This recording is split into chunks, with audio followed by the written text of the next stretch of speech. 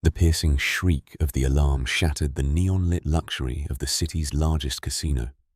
But the real nightmare started exactly 12 seconds before anyone even realized they were being robbed. This was not a chaotic smash and grab by desperate amateurs, but a cold, mathematically precise execution where hundreds of high rollers and staff members found themselves staring into the barrels of automatic weapons forced onto the cold marble floor in a state of absolute terror. As the heavily armed crew breached the central vault with military efficiency, they bypassed hundreds of millions in standard casino chips, focusing entirely on specific duffel bags of cash and a series of unmarked, heavily armored briefcases that held secrets far more valuable than paper currency. Outside the grand entrance, a fleet of modified supercars sat idling their engines, roaring like caged beasts as drivers watched the countdown timers on their wrists with ice-cold focus. The moment the crew emerged, throwing the heavy bags into the trunks and diving into the leather seats, the tires screeched against the asphalt, leaving a cloud of burning rubber as they vanished into the midnight traffic at blinding speeds. Within 90 seconds, the local police department received the highest priority distress signal, immediately scrambling every available patrol unit, motorcycle officer, and air support chopper into a massive citywide dragnet. The quiet, rain-slicked streets of the metropolis were instantly transformed into a chaotic battlefield of screaming sirens, flashing blue lights, and high-octane adrenaline, marking the beginning of the most desperate and calculated manhunt the city had ever witnessed. Investigators who arrived at the chaotic scene within minutes were baffled by the sheer precision of the strike, noting that the thieves did not waste a single second on random displays of violence, moving instead with a terrifying, ghost-like familiarity with the building's layout. The initial panic inside the grand hall slowly gave way to a tense, suffocating silence as SWAT teams secured the perimeter. But the real story was already unfolding miles away on the dark, twisting highway networks, where the getaway drivers began their masterclass in evasion. Initial forensic investigations and structural security audits conducted in the frantic hours following the heist revealed a terrifying truth. This entire operation had been meticulously calculated, simulated, and refined over a period of at least 6 months. The criminal syndicate did not just stumble into the vault. They possessed an impossibly detailed blueprint of the entire establishment, including the exact blind spots of every high-definition security camera, the rotating shift schedules of the elite guard units, and the highly classified timetables for major cash-in-transit deliveries. Within the first 3 minutes of the assault, the casino's multi-million-dollar digital security network, which was supposedly unhackable and isolated from the public internet, was completely neutralized by a sophisticated cyber payload introduced directly into the main mainframe. Security experts and federal investigators stood frozen in the control room as they watched monitors go black one by one, realizing that the perpetrators had exploited administrative access codes that only 5 high-ranking executives in the world were supposed to know. The sheer level of proprietary knowledge displayed by the tactical team left the lead detective with a sickening realization. This was not an external breach, but a beautifully orchestrated inside job executed with surgical precision. As cyber forensics teams dug deeper into the server logs, they discovered that the security overrides had been initiated using a physical encryption dongle cloned from a master key that never left the chief security officer's personal safe. This dark revelation instantly turned the investigation inward, transforming every single employee, manager, and board member of the elite casino into a potential suspect, creating an atmosphere of intense paranoia where nobody trusted anyone, and every smile hid a dark secret. Initial forensic investigations and structural security audits conducted in the frantic hours following the heist revealed a terrifying truth. This entire operation had been meticulously calculated, simulated, and refined over a period of at least 6 months. The criminal syndicate did not just stumble into the vault. They possessed an impossibly detailed blueprint of the entire establishment, including the exact blind spots of every high-definition security camera, the rotating shift schedules of the elite guard units, and the highly classified timetables for major cash-in-transit deliveries. Within the first 3 minutes of the assault, The casino's multi-million-dollar digital security network, which was supposedly unhackable and isolated from the public internet, was completely neutralized by a sophisticated cyber payload introduced directly into the main mainframe. Security experts and federal investigators stood frozen in the control room as they watched monitors go black one by one, realizing that the perpetrators had exploited administrative access codes that only 5 high-ranking executives in the world were supposed to know. The sheer level of proprietary knowledge displayed by the tactical team left the lead detective with a sickening realization. This was not an external breach, but a beautifully orchestrated inside job executed with surgical precision. As cyber forensics teams dug deeper into the server logs, they discovered that the security overrides had been initiated using a physical encryption dongle cloned from a master key that never left the chief security officer's personal safe. This dark revelation instantly turned the investigation inward, transforming every single employee, manager, and board member of the elite casino into a potential suspect, creating an atmosphere of intense paranoia where nobody trusted anyone, and every smile hid a dark secret. While the sheer volume of stolen cash was enough to make global headlines, the true focus of the federal investigators rapidly shifted when they analyzed the specific inventory of the high-security vault and discovered that a singularly unique, heavily reinforced titanium briefcase had been taken. This was no ordinary container. It was fitted with a dual-layer biometric lock, an internal thermite self-destruct mechanism, and a specialized tracking shield that rendered it completely invisible to standard satellite localization networks. When questioned by federal agents, the stone-faced general manager of the casino flatly refused to disclose the contents of the briefcase, citing strict international non-disclosure agreements and corporate sovereignty laws that bypassed standard police authority. The tension in the interrogation room became suffocating as high-ranking government officials and shadowy intelligence liaisons began making frantic phone calls to the police chief, demanding that the search for the briefcase take absolute priority over the recovery of the stolen currency. This sudden, heavy-handed political intervention sent a chill down the spines of the lead detectives, confirming their worst suspicion that the entire multi-million-dollar heist was merely an elaborate smokescreen designed to steal something of catastrophic value. The mystery surrounding the titanium container deepened as whispers spread through the department that the briefcase did not contain gold bearer bonds or rare gems, but rather a digital ledger or physical evidence, so explosive it could collapse financial institutions and ruin the careers of the nation's most powerful leaders. The first major breakthrough in the case arrived when a high-speed police interceptor successfully forced one of the decoy getaway vehicles off an embankment, leading to the violent arrest of a highly bruised but defiant syndicate operative. The suspect, a battle-hardened former military contractor with a history of black market operations, was dragged into a high-security interrogation facility where he sat in absolute silence for 7 hours, staring blankly at the wall while ignoring every threat and legal inducement thrown his way. It was only after federal prosecutors threatened to involve international tribunals and freeze his family's offshore assets that the suspect's stoic demeanor cracked, though he refused to speak aloud, opting instead to write a single set of geographic coordinates on a piece of scrap paper. The coordinates pointed directly to a derelict, abandoned industrial warehouse located on the desolate northern fringes of the city's outer suburbs, far away from any active police patrols or surveillance networks.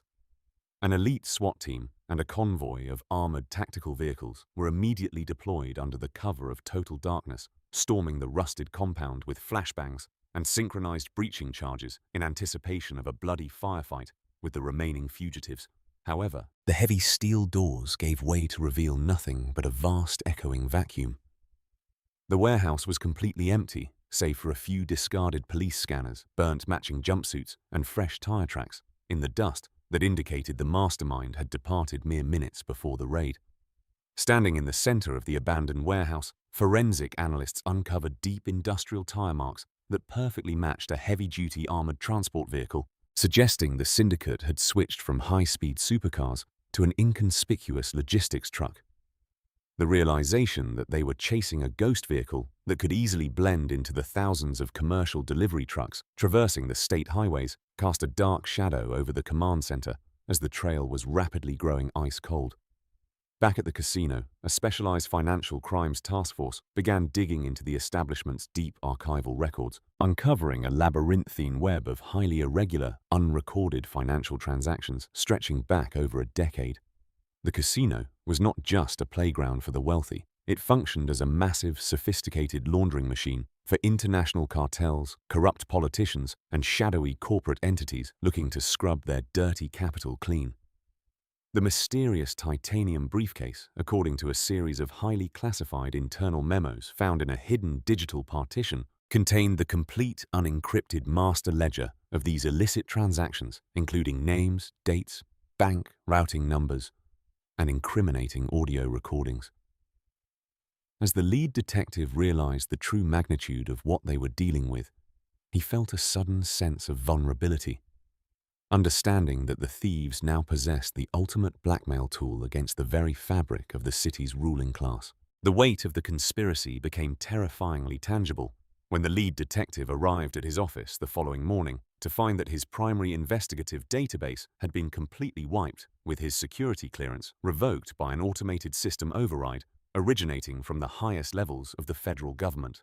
Important physical evidence, including the cloned encryption dongle and the interrogation transcripts of the captured suspect, had mysteriously vanished from the evidence locker overnight without a single trace on the security cameras. Colleagues who had been enthusiastically assisting with the investigation suddenly refused to look him in the eye, offering clipped, nervous excuses before quickly walking away, creating an atmosphere of absolute isolation within his own precinct. It became blindingly obvious that the shadow network exposed by the theft was actively weaponizing its immense political and financial influence to violently suppress the investigation and protect the identities hidden within the ledger. Every single avenue of official inquiry was being systematically blocked by faceless bureaucrats, leaving the remaining honest investigators to realize they were no longer just hunting a group of brilliant bank robbers, but fighting a desperate, survivalist war against a corrupt system that would stop at nothing to keep its darkest secrets buried in the shadows. The weight of the conspiracy became terrifyingly tangible when the lead detective arrived at his office the following morning to find that his primary investigative database had been completely wiped, with his security clearance revoked by an automated system override originating from the highest levels of the federal government. Important physical evidence, including the cloned encryption dongle and the interrogation transcripts of the captured suspect, had mysteriously vanished from the evidence locker overnight without a single trace on the security cameras. Colleagues who had been enthusiastically assisting with the investigation suddenly refused to look him in the eye, offering clipped, nervous excuses before quickly walking away, creating an atmosphere of absolute isolation within his own precinct. It became blindingly obvious that the shadow network exposed by the theft was actively weaponizing its immense political and financial influence to violently suppress the investigation and protect the identities hidden within the ledger.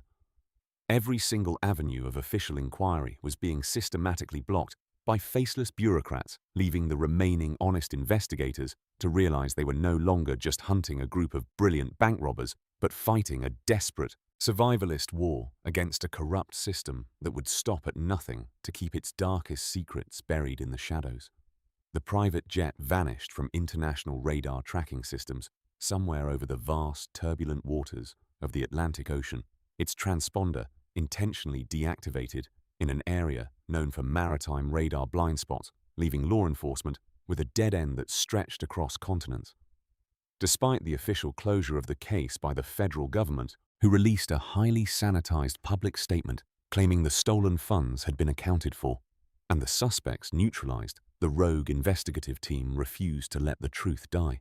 They spent days analyzing the digital residue left behind on the airfield's backup generator logs, discovering that a massive automated data burst had been transmitted from the aircraft to an encrypted cloud server located in a jurisdiction completely outside the reach of international law. The mastermind behind the heist had not just escaped with a physical briefcase. They had successfully digitized the explosive contents of the master ledger, creating an impenetrable insurance policy that ensured their absolute safety and total leverage over the global elite. The realization that the criminals had won completely using the legal system's own corruption to secure their freedom and wealth left the detective with a bitter taste in his mouth as he stared at his makeshift whiteboard covered in red strings and dead ends. Exactly 1 week after the chaotic night of the casino heist, an automated internal alert triggered on a lone, forgotten airport surveillance terminal at a secluded private aviation terminal in a neutral European principality, hundreds of miles away from the original crime scene. The high-definition camera captured the brief, crisp image of a tall, impeccably dressed man wearing dark designer sunglasses, his face partially obscured by the shadow of a wide-brimmed hat as he walked casually across the tarmac. In his right hand, gripped with an unmistakable air of absolute ownership, was the distinctive, heavily reinforced titanium briefcase that had sent the world's intelligence agencies into a state of blind panic. He moved with the effortless confidence of a man who knew he was completely untouchable, flanked by a security detail of elite foreign mercenaries who kept their hands resting casually near their concealed weapons. As the junior data analyst at the Central Intelligence Hub noticed the positive biometric match on his monitor and reached for his phone to alert his superiors, his computer screen suddenly froze, flashing a stark, terrifying crimson warning message before the entire hard drive began self-deleting in real time. Within 20 seconds, every single frame of the surveillance footage containing the man and the briefcase was permanently erased from the master servers, replaced by a looping sequence of corrupted data that left absolutely no trace of the phantom's brief materialization. At that exact same moment, back in the dim, claustrophobic basement office of the demoted lead detective, a heavy unmarked manila envelope was quietly slipped through the mail slot, hitting the floor with a soft, distinct thud that echoed in the quiet room. The detective, his nerves constantly on edge, approached the door with his service weapon drawn, but the hallway outside was completely vacant, filled with nothing but the low hum of the building's ancient ventilation system. With trembling hands, he sliced open the thick paper envelope to find no letters, no ransom demands, and no explanations. Only a single high-contrast glossy photograph that made his heart instantly drop into his stomach. The photograph captured a dimly lit, ultra-luxurious corporate boardroom where a dozen powerful individuals, their faces intentionally cast in deep shadow, but their distinctive silhouettes instantly recognizable as top-tier global politicians and industry titans, sat around a massive mahogany table. Right in the center of that table, bathed in the sharp, cold light of an overhead projector, sat the pristine titanium briefcase, wide open to reveal a glowing holographic interface and rows of encrypted data drives that were actively being accessed by the individuals in the room. The sheer implications of the image were paralyzing. The heist had never been about escaping the system, but about delivering the ultimate weapon of control directly to the cabal that ruled the world from behind the scenes. The detective slowly turned the glossy photograph over in his hands, his eyes widening as he discovered a short, chilling message written in elegant, precise cursive handwriting with black archival ink that seemed to burn directly into his retina. Casino was only the first step. Before his brain could even begin to process the terrifying scope of the message or trace the origin of the delivery, the old analog landline telephone sitting on the corner of his cluttered desk began to ring with an aggressive, deafening clarity that shattered the heavy silence of the room. He stared at the vibrating plastic receiver for several seconds, knowing that this line was completely unlisted and had not been connected to the public network in over 3 years, making its sudden activation an impossibility. He slowly lifted the receiver to his ear, his breath catching in his throat as a cold, smooth, and completely synthetic voice spoke from the other end of the line, cutting through the static with absolute authority. The voice did not sound angry or triumphant. It possessed the detached, terrifying calm of a force of nature as it uttered a single final sentence. They are preparing for a much bigger operation. The line instantly went dead, leaving behind a hollow, flat dial tone that seemed to mock his futile efforts, confirming that the legendary casino heist was not the grand finale of a brilliant criminal career, but merely the opening salvo of a global cataclysm that was already in motion. The hollow click of the disconnected telephone line echoed like a gunshot in the cramped basement office, leaving the detective standing in absolute stillness, as the horrifying realization of the caller's words slowly sank into his mind. He didn't just feel watched. He felt completely exposed, as if the very walls of his makeshift command center had been rendered transparent by an invisible, omnipotent adversary that was always 3 steps ahead of his every move. The glossy photograph remained gripped in his trembling fingers, the ink on the back reading "Casino" was only the first step, appearing like a death warrant signed by a phantom organization that possessed the power to topple governments with a single keystroke. Outside, the steady drone of the city's midnight traffic continued completely uninterrupted, millions of oblivious citizens moving through their mundane lives, while a shadow war capable of shifting the global balance of power was being waged right beneath their feet. Knowing that his current location was compromised, the detective immediately began grabbing his primary research notebooks, tossing his unlisted satellite phones into a bucket of industrial acid, and destroying any physical evidence that could link his trusted allies to this dangerous crusade. Within 4 minutes, he slipped out into the pouring rain through a forgotten subterranean maintenance tunnel, leaving behind the only home he had known for years, officially transforming from a decorated law enforcement officer into a rogue fugitive hunting the most dangerous cabal on the planet. As the detective vanished into the labyrinthine underbelly of the metropolis, a highly specialized black-budget tactical unit, arriving in unmarked armored vans, breached his abandoned basement sanctuary with military precision, finding nothing but the smoking ruins of his destroyed files. This elite cleanup crew, operating under direct verbal orders from high-ranking shadow directors, was tasked with erasing every single anomaly or independent investigation that threatened the absolute secrecy of the upcoming phase of their global operation. They deployed advanced thermal imaging and chemical scanners to ensure no digital storage devices or physical microfiches had been left behind, working with a cold mechanical silence that proved they were far more dangerous than any standard criminal enterprise. Meanwhile, miles away in a secure off-the-grid safehouse equipped with legacy analog equipment,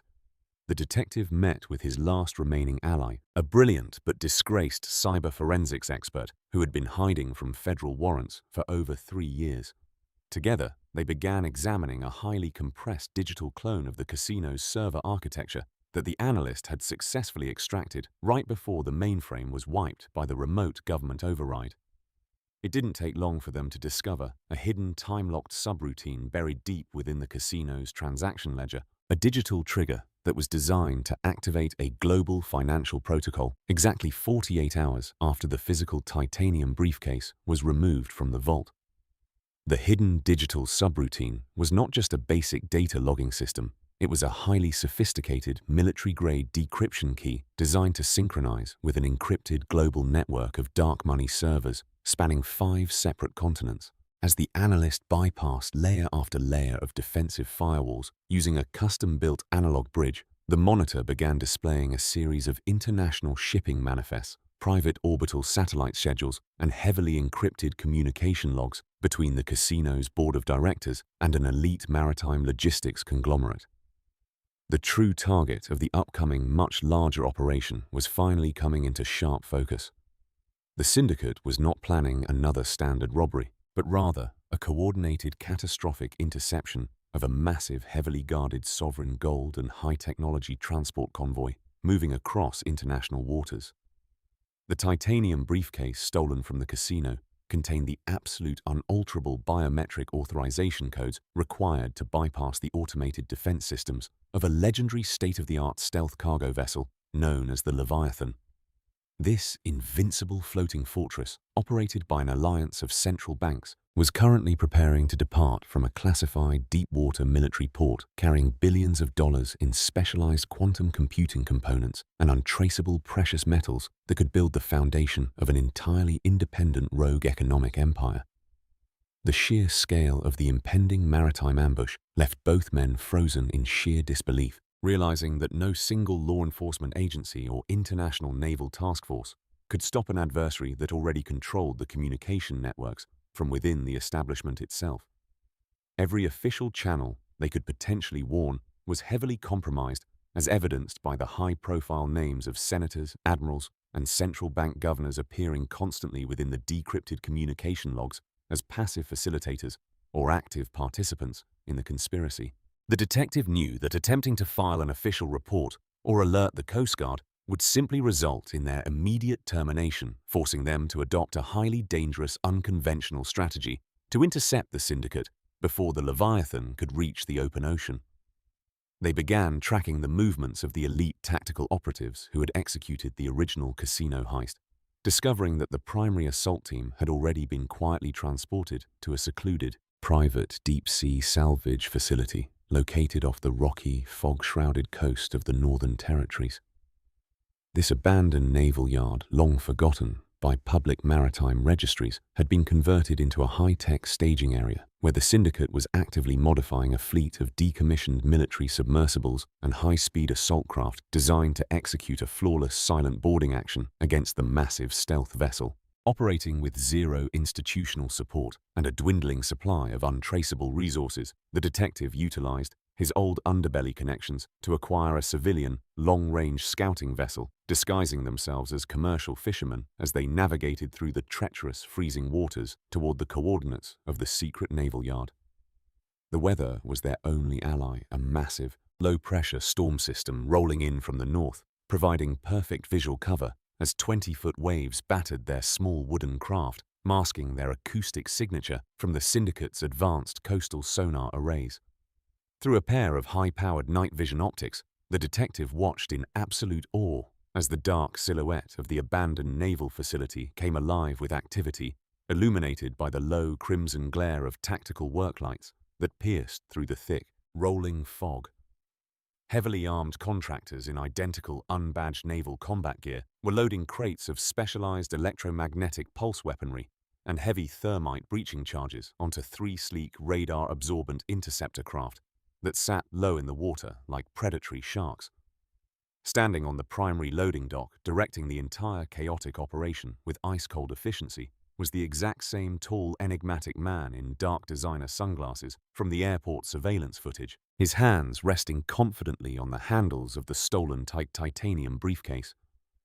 The tension in the freezing air became almost unbearable as the detective realized that the syndicate's countdown timer was rapidly approaching zero, with the interceptor craft dropping into the water one by one as their high-performance muffled turbine engines began to hum with a deadly low-frequency vibration.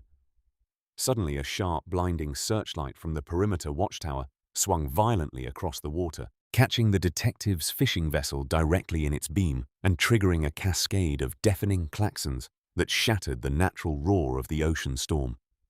The syndicate operatives did not hesitate for a single second. They immediately opened fire with heavy-caliber, suppressed deck-mounted weapons, the supersonic rounds tearing through the wooden hull of the fishing boat with terrifying ease and spraying lethal splinters everywhere. The analyst dove for cover behind the heavy steel engine block as the detective slammed the throttle forward, executing a desperate, high-speed, evasive maneuver while trying to maintain control of the wheel as the freezing seawater poured into the rapidly sinking vessel.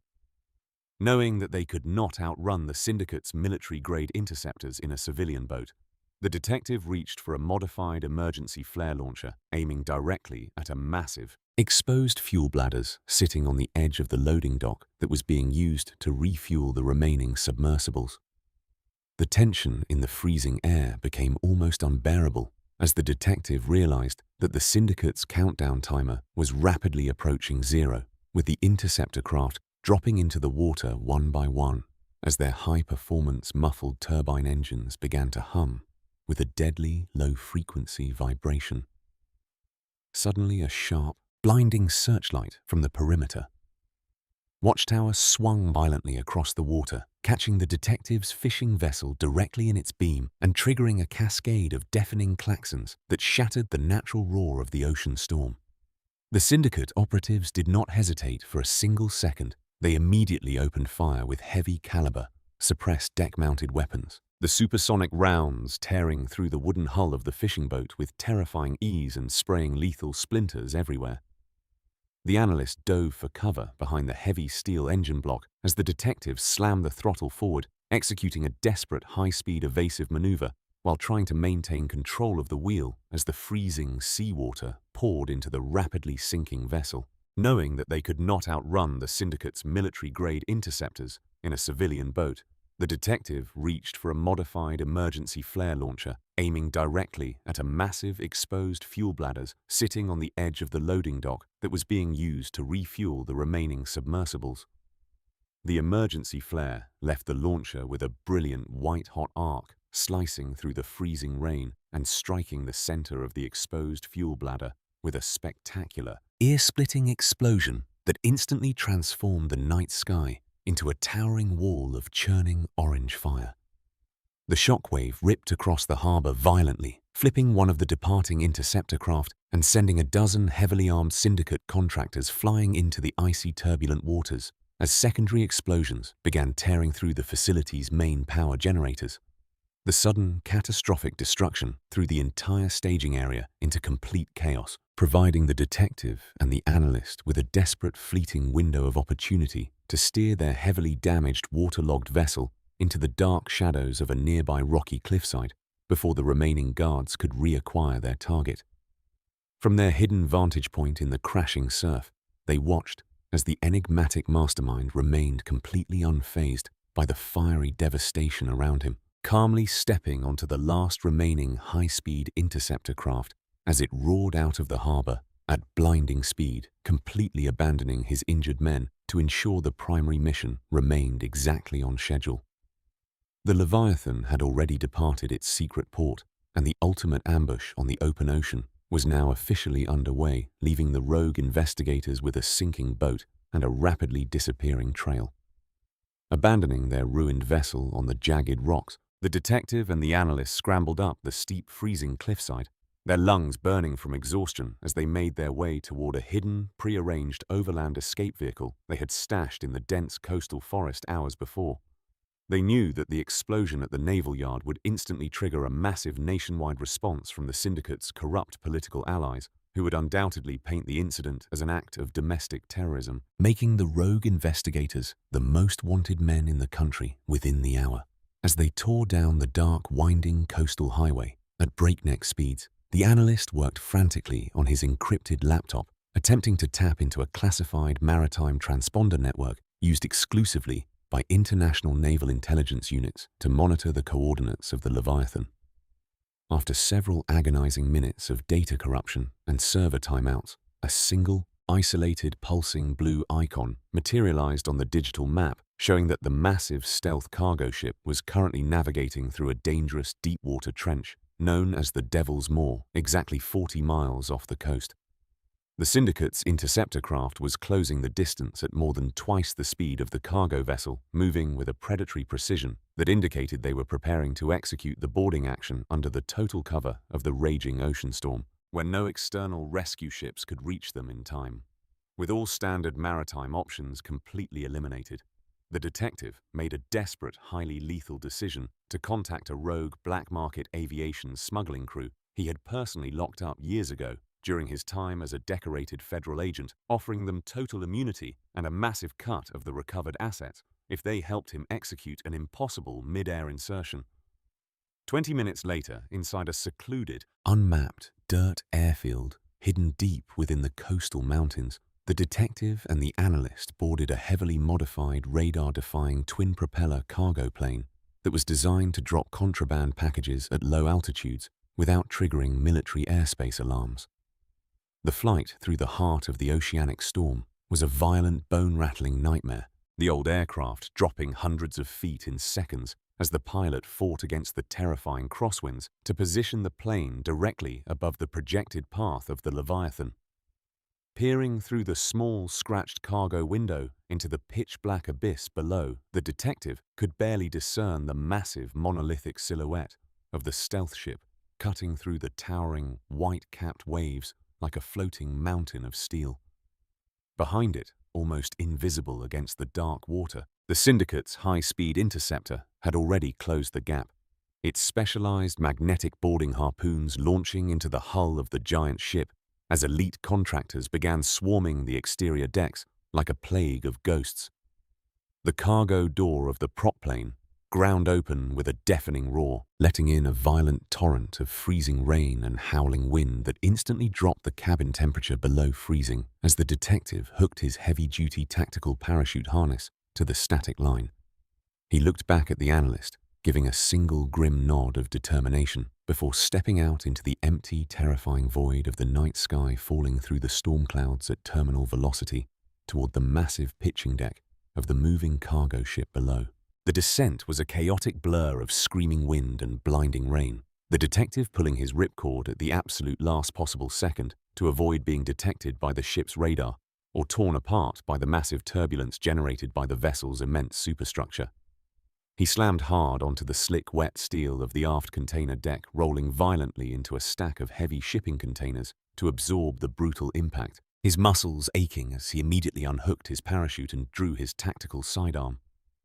The ship was completely dark, its primary automated defense systems already completely neutralized by the biometric overrides contained within the stolen titanium briefcase, leaving the remaining crew members trapped inside the superstructure as the syndicate operatives moved systematically through the corridors, executing a cold, flawless takeover of the bridge. Moving like a shadow through the maze of towering cargo containers, the detective utilized his advanced tactical training to silently eliminate two syndicate guards who were preparing to secure the lower engine rooms, stripping them of their automatic weapons and high-tech communication headsets to monitor the enemy's internal radio traffic.